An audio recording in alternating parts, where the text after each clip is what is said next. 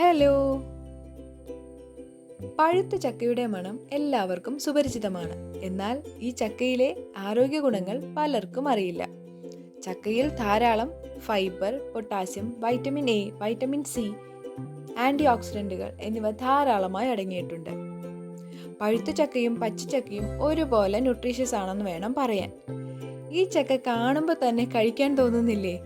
നല്ല ടേസ്റ്റാണ്, നല്ല മധുരമുള്ള വരിക്കച്ചക്കയാണ്.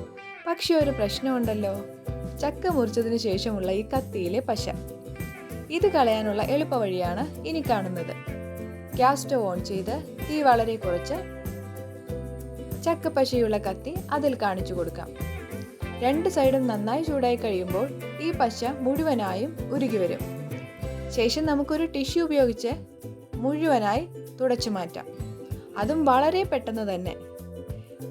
ഇത്ര വേഗത്തിൽ ഈ പശ പോകുമെന്ന് ഞാൻ വിചാരിച്ചതേ ഇല്ല. പക്ഷെ വളരെ പെട്ടെന്നാണ് മുഴുവൻ പശയും പോയത്. അപ്പോൾ ഇതറിയാത്തവർക്കായിട്ടൊന്ന് ഷെയർ ചെയ്ത് കൊടുക്കണേ. നിങ്ങൾ പലർക്കും ഈ ട്രിക്ക് അറിയുന്നതാവാം, എന്നാലും അറിയാത്തവർക്കായി ഒന്ന് ഷെയർ ചെയ്യണേ. Thank you for watching.